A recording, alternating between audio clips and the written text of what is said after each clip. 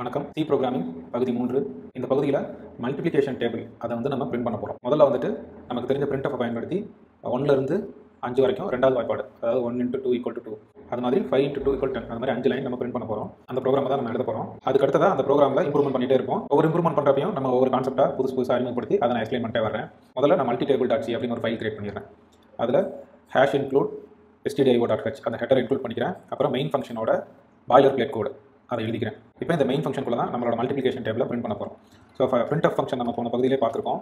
So 1 × 2 = 2, அதுக்கப்புறம் ஒரு new line print பண்ணுறோம். இதே மாதிரி 5 வரைக்கும் நான் எழுதிக்கிறேன். இப்போ இந்த ப்ரோக்ராமை கம்பைல் பண்ணி ரன் பண்ணுங்கள். நமக்கு ரெண்டாம் வாய்ப்பாடு 5 வரைக்கும் பிரிண்ட் ஆகுது. ஒரு மல்டிப்ளிகேஷன் டேபிளில் ஃபஸ்ட்டு இருக்கிறது மல்டிப்ளிகண்ட், அப்புறம் மல்டிப்ளேயர், அதுக்கப்புறம் ரிசல்ட். இந்த 3 விஷயம் இருக்குது இல்லையா? இதில் நம்ம இந்த மல்டிப்ளிகண்ட்டுக்கு ஒரு வேரியபிள் இன்ட்ரடியூஸ் பண்ணுவோம். சரி, ப்ரோக்ராமிங்கில் வேரியபிள் அப்படின்னா என்ன? வேரியபிள் அப்படிங்கிறது ஒரு டேட்டாவை ஸ்டோர் பண்ணி வச்சுக்கிற மெமரி லொகேஷன்.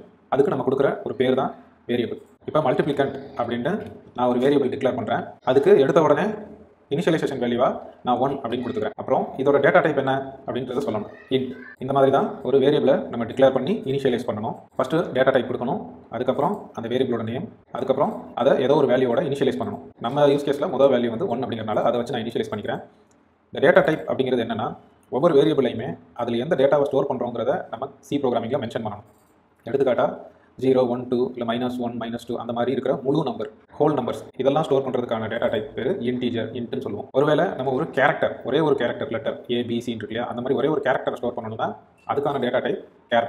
நமக்கு முழு எண்கள் இல்லை, பின்ன எண்கள், ஃப்ராக்ஷன் நம்பர்ஸ்னு சொல்லுவோம்ல, இந்த மாதிரி இருக்குது 1.1, 3.14 இந்த மாதிரி நம்பர்ஸ் ஸ்டோர் பண்ணணும் அப்படின்னா அதுக்கு ஃப்ளோட், அப்படி இல்லாட்டி டபுள், இந்த மாதிரி டேட்டா டைப் இருக்குது. இப்போ எடுத்துக்காட்டாக பை வேல்யூவை ஸ்டோர் பண்ணணும் அப்படின்னா ஃப்ளோட் பை, ஸோ 3.14 எஃப்னு கொடுக்கணும். ஃப்ளோட்டுக்கு கடைசியாக ஃப்ளோட்ன்றதை எஃப்னு சொல்லி மென்ஷன் பண்ணணும். அப்படி மென்ஷன் பண்ணல அப்படின்னா அது டபுள்னு அர்த்தம். ஸோ இந்த டிஃபரன்ஸ்லாம் நம்ம பின்னங்களை வச்சு ஏதாவது ப்ரோக்ராம் பண்ணுறப்ப நான் எக்ஸ்பிளைன் பண்ணுறேன். இப்போதைக்கு நமக்கு இன்ட், கேர், ஃப்ளோட், டபுள் இந்த மாதிரி 4 டேட்டா டைப்ஸ் இருக்குது அப்படிங்கிறத தெரிஞ்சுக்கலாம். இப்போதைக்கு நம்ம இன்ட்டை மட்டும் தான் பயன்படுத்த போகிறோம். இந்த வேரியபிள் நேமோடையும் நம்ம நிப்பாட்டலாம். இந்த மாதிரி டேட்டா டைப்பும் வேரியபிள் நேமையும் மட்டும் கொடுக்குற பேர் டிக்ளரேஷன் அப்படின்னு சொல்லணும். டிக்ளரேஷன் அப்படின்னா இப்படி ஒரு வேரியபிள் இருக்குது அப்படிங்கிறத நம்ம கம்பைலருக்கு சொல்கிறோம். நம்ம ப்ரோக்ராமிங்லேயும் அதை வேறு வேணாலும் யூஸ் பண்ணிக்கலாம். ஆனால் அதில் என்ன வேல்யூ இருக்கும் அப்படிங்கிறது நமக்கு தெரியாது. ஏன்னா நம்ம சி ப்ரோக்ராமிங்கில் ஒரு வேரியபிளை டிக்ளேர் பண்ணுறப்ப ஏதோ ஒரு மெமரி அட்ரஸை இந்த வேரியபிளுக்கு அலோகேட் பண்ணிடும். ஆனால் அந்த மெமரியில் இப்போதைக்கு என்ன பிட்ஸ் எல்லாம் ஸ்டோர் ஆயிருக்கோ அதை பொறுத்து தான் அதுக்கான வேல்யூவும் இருக்கும். அப்போ ஒரு கார்பேஜ் வேல்யூ கூட அதுக்கு அசைன் ஆகலாம். ஏதோ ஒரு வேல்யூ அசைன் ஆகும், என்னன்னே தெரியாது நமக்கு. இதன் காரணமாக என்ன பண்ணணும்னா, எப்பயுமே ஒரு வேரியபிள் டிக்ளேர் பண்ணுறப்ப இனிஷியலைஸ் பண்ணிடணும். ஸோ இனிஷியலைஸ் பண்ணுறோம் அப்படின்னா இந்த 0 அப்படிங்கிறத அந்த மெமரி அட்ரஸில் போய் ஸ்டோர் பண்ணிடுவோம்.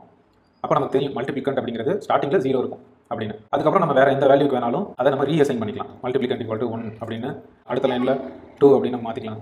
நம்ம ப்ரோக்ராமிங்கில் ஸ்டார்டிங் வேல்யூ மல்டிப்ளிகண்ட்டுக்கு 1 தான் இருக்கும். அதனால் நம்ம 1 இனிஷியலைஸ் பண்ணிக்கிறோம். அது யூஸ் கேஸை பொறுத்து நமக்கு இனிஷியலைசேஷன் வேல்யூ எதுவோ அதை நம்ம மாற்றிக்கலாம். -1 வச்சுக்கலாம், 0 வச்சுக்கலாம், 1 வச்சுக்கலாம். அது அந்த ப்ரோக்ராமோட சினாரியோ பொறுத்தது.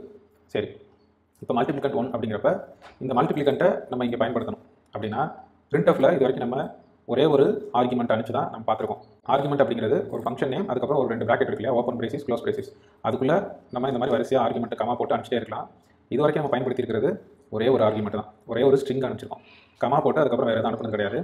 இப்போ நம்ம அனுப்ப போகிறோம் இந்த மல்டிப்ளிகண்ட்டை நம்ம பிரிண்ட் பண்ண போகிறோம். எங்கே பிரிண்ட் பண்ண போகிறோம்?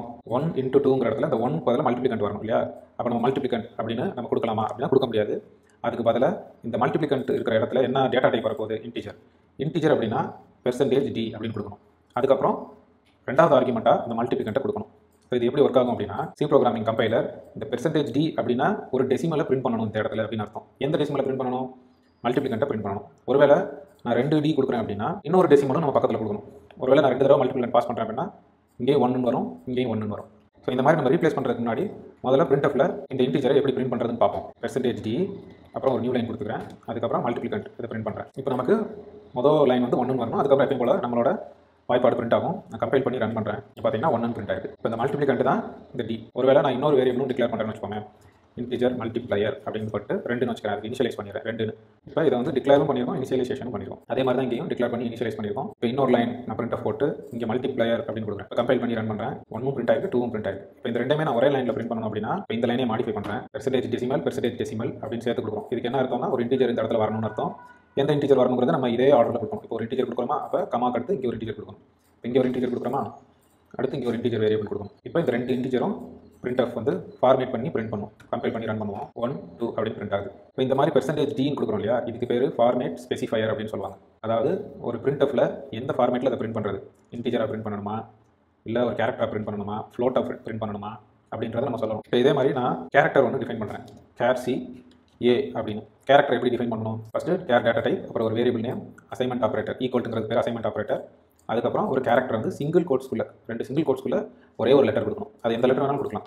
A1 இது வந்து 1ங்கிற கேரக்டர், இதுவும் இன்டீஜரில் இருக்கிற ஒன்று வேறு வேறு. ஏன்னா அது வந்து ப்ளைனாக கொடுத்துருக்கோம், இது வந்து சிங்கிள் கோட்ஸ்குள்ளே கொடுக்குறோம்.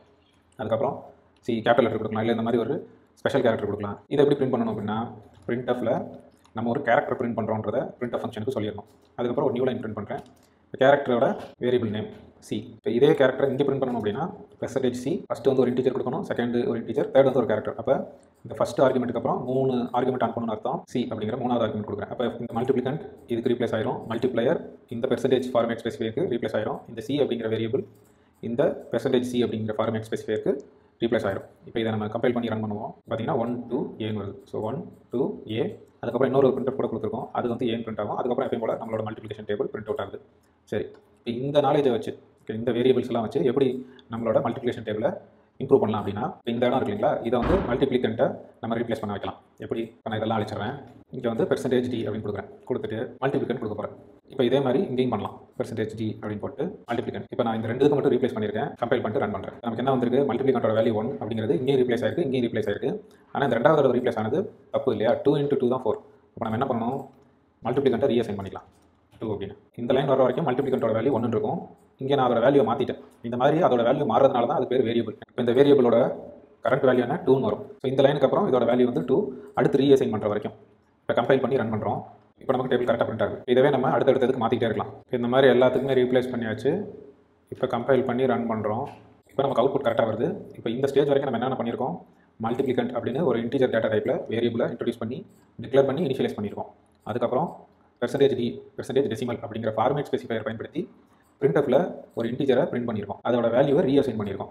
மற்ற எல்லாத்தையுமே இதே மாதிரி நம்ம ரீப்ளேஸ் பண்ணலாம். இப்போ இந்த 2 இருக்கு இல்லையா, இது கான்ஸ்டன்ட்டாகவே இருக்குது, எல்லா இடத்துலையுமே 2 தான் வருது. அதனால் நான் என்ன பண்ண போகிறேன்னா, நம்ம ஒரு வேரியபிள் தான் இது வரைக்கும் பிரிண்ட்எஃப்ல கொடுத்து ரீப்ளேஸ் பண்ணிட்டு இருந்தோம். அந்த மாதிரி %Dக்கு நம்ம ஸ்ட்ரைட்டாக கூட ஒரு வேல்யூவே கொடுக்கலாம், அதாவது கான்ஸ்டன்ட்டே கொடுக்கலாம். இது மல்டிப்ளிகண்ட் அப்படிங்கிறது வேரியபிள் அப்படின்னா, இந்த 1 அப்படிங்கிறது கான்ஸ்டன்ட்னு சொல்லுவாங்க, இன்டீஜர் கான்ஸ்டன்ட். ஏன்னா எப்பயுமே இந்த 1ங்கிறது இன்டீஜராக தான் இருக்க போது, அதோட வேல்யூவும் சேம் தான், இது மாறவே போகிறதில்ல. அதனால இந்த மாதிரி ரைட் சைடில் வரதுக்கு பேர் இன்டீஜர் கான்ஸ்டன்ட். ஒரு வேளை கேரக்டராக நம்ம டிஃபைன் பண்ணுறோம்னா, இந்த ஸ்டேட்மெண்ட்டில் இந்த சிங்கிறது ஒரு வேரியபிள், கேரக்டர் டேட்டா டைப் இருக்கிற வேரியபிள். ஆனால் இந்த சிங்கிள் கோட்ஸ்குள்ளே இருக்க ஏ வந்து ஒரு கேரக்டர் கான்ஸ்டன்ட். இது மாதிரி தான் மற்ற டேட்டா டைப்ஸ்க்கும் வரும். சரி, இப்போ இந்த மல்டிப்ளிகண்ட்டுக்கு இப்போ இருக்கிற வேல்யூ 1 இருக்குது. அப்போ நம்ம டேரெக்டாக 1 கொடுத்தா கூட இது பிரிண்ட் ஆகும், இப்படி தானே? அதை நம்ம ட்ரை பண்ணி பார்ப்போம். பார்த்தீங்கன்னா நம்ம வேரியபிள் கொடுத்ததுமே பிரிண்ட் ஆச்சு. அப்படின்னா என்ன அர்த்தம்? வேரியபிள் நம்ம கொடுக்குறோம்னா வேரியபிள் இருக்க வேல்யூ இங்கே ரீப்ளேஸ் ஆகி அதுக்கப்புறம் அந்த வேல்யூ தான் இந்த இடத்துல போயிட்டு பிரிண்ட்எஃப்ல உட்காருது. இப்போ இதை பயன்படுத்தி நம்ம இந்த கான்ஸ்டன்ட்டாக இருக்கிற 2க்கு எப்பயுமே 2வது ஆர்குமெண்ட்டாக ஒரு நம்பரே கொடுத்துடலாம். இப்போ இந்த மல்டிப்ளிகண்ட்டுக்கு அப்புறம் நான் 2 அப்படிங்கிறத கொடுத்துட்டேன். இப்போ இங்கே இருக்கிற மல்டிப்ளையர் பதிலாக நான் இந்த %Dன்றதை யூஸ் பண்ண போகிறேன். இப்போ கம்பைல் பண்ணி ரன் பண்ணுறேன்.